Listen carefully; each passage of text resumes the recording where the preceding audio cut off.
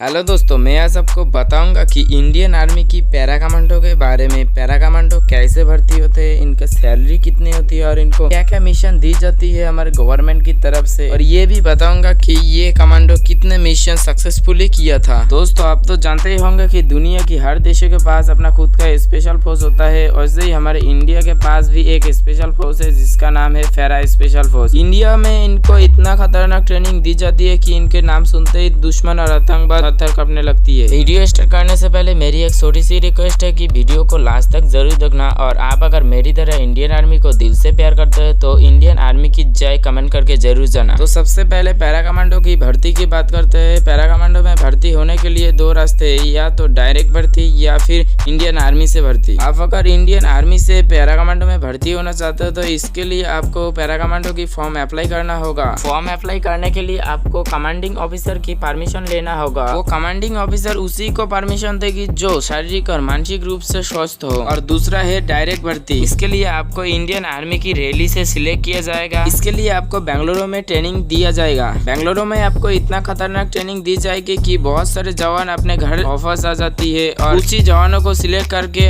Paratroopers बनने के लिए भेजा जाता है। पैरा कमांडो बनने से पहले इनको पैराट्रूपर्स बनना पड़ता है। पैराट्रूपर्स बनने के बाद ही ये पैरा कमांडो के खतरनाक ट्रेनिंग ले सकती है। पैराशूट बनने के लिए इनको सबसे पहले पैरा जंप लगाना होता है। पैरा जंप में उनको 2 पैराशूट दिया जाता है, जिनमें से पहला पैराशूट का वजन 5 किलो होता है और दूसरा रिजर्व पैराशूट का वजन 2 किलो होता है। पैराशूट ट्रेनिंग में उनको ये सिखाया जाता है कि कैसे हवा में अपने पैराशूट यूज करना है और उसके साथ जमीन पर उतरना है। उसके बाद जब पैराशूट रेजिमेंट से उसको पैरा कमांडो के लिए भेजा जाता है तो उनमें उसको इतना खतरनाक ट्रेनिंग दी जाती है कि बहुत सारे जवान अपने रेजिमेंट पर वापस जाता है और उनमें से सिर्फ 20 से 25% जवान ही पैरा कमांडो बन पाता है। ये तो हुई पैरा कमांडो की भर्ती कैसे होती है। आप जानते हैं पैरा कमांडो की सैलरी कितनी होती है। दरअसल पैरा कमांडो को उनकी रैंकिंग पर सैलरी दी जाती है, जहाँ उनको स्टार्टिंग 84,000 से लेकर 2,60,000 इंडियन करेंसी पर मंथ दी जाती है। और हमारे सरकार की तरफ से इनको बहुत सारे सुविधा दी जाती है, जैसे मेडिकल सुविधा में जवान के साथ साथ जवान के पेरेंट्स, वाइफ, बच्चे भी है। और हमारे भारत में एक सुविधा भी है जैसे जवान की बच्चे फ्री एजुकेशन भी ले सकती है। उसके साथ साथ हमारे जवान को फ्री राशन भी मिलती है गवर्नमेंट की तरफ से। और भी बहुत सारे सुविधा दी जाती है हमारे गवर्नमेंट की तरफ से। दोस्तों, अब हम जानेंगे कि कौन कौन से मिशन के लिए हमारे पैरा कमांडो को चुना जाता है। पैरा कमांडो के सबसे पहला काम होता है कि दुश्मन के इलाके पर पैराशूट जंप करके दुश्मन को घात लगाकर मारना। इसके अलावा भी पैरा कमांडो को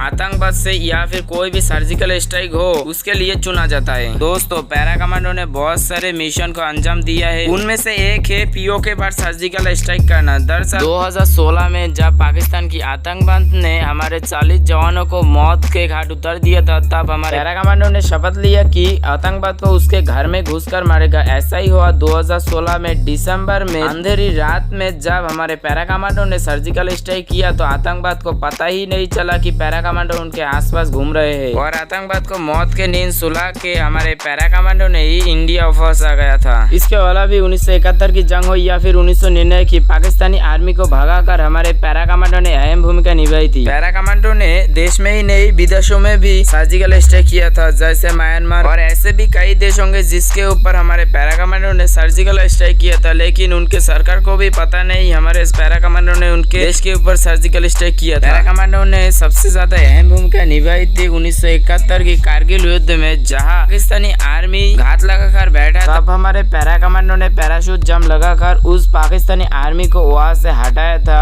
और कारगिल युद्ध में ही सबसे ज्यादा पाकिस्तानी आर्मी सरेंडर किया था हमारे हिंदुस्तानी आर्मी के पास। दोस्तों, तो आज के लिए इतना ही। आप कमेंट करके जरूर बताना कि आपको कौन सी कमांडो की स्टोरी सबसे ज्यादा अच्छा लगता है। मैं उस कमांडो के ऊपर एक वीडियो जरूर बनाऊंगा। तब तक के लिए वंदे मातरम, जय हिंद, जय भारत।